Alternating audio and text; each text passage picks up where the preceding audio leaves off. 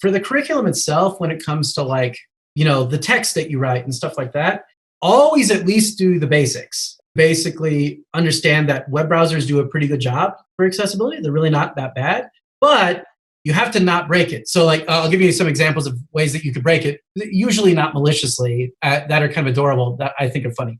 So my daughter right now is, at the time of this recording, is 7 years old, and she goes to a local school. And at their local school, they have a calendar that like just kind of says their events and stuff like that. And like, it's clear they don't have an expert putting their website together, which is normal. It's a grade school, right? Right. And so and this is so adorable. They actually have like, it's like I don't know if it's like a spreadsheet or what, but they like take a picture of it and then they put up the picture. That's it. And like, as a computer scientist, I look at that and I'm like, oh dearie, that's just not. But here's the thing, it's not malicious. They're just like trying to put up the schedule for everybody to look at. You don't do stuff like that. Like, don't like take pictures of text and just put it up with an alt or something like that. That's just a really bad idea. So use text normally and that kind of thing. And the second thing is, when you do have pictures, there's nothing wrong with that, but there's little tags you have to put in that are called alts that give you descriptions and things like that. And those kind of things are really like the bare bones basics of making sure that stuff is accessible. They don't make your site accessible. They don't make your tools accessible, nothing like that. But it's like, if you don't do at least those things are probably broken for many kinds of people.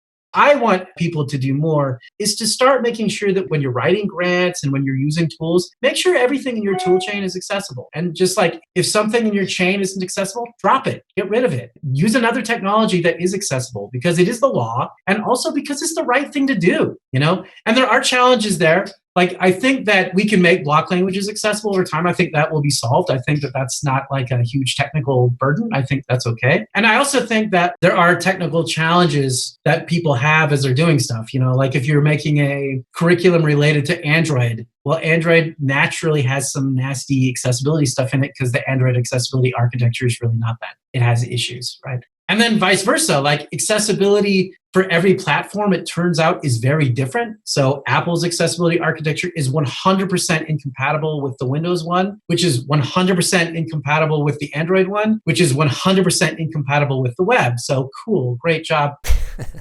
So to a certain extent, I feel empathy for many curriculum designers because they're like, well, I really want to use platform X. I don't know about accessibility on that platform and it's complicated and I need help. So the one other thing I would mention, if you are someone that does curriculum and you don't have the expertise to do it, reach out to those of us that do, because we can totally help you. We have grants to help you and we have like thoughts about it. We can go through it with you and talk to you about it and go through some of that stuff. It can be complicated sometimes depending on the platform, but that's reality of the nature of accessibility today.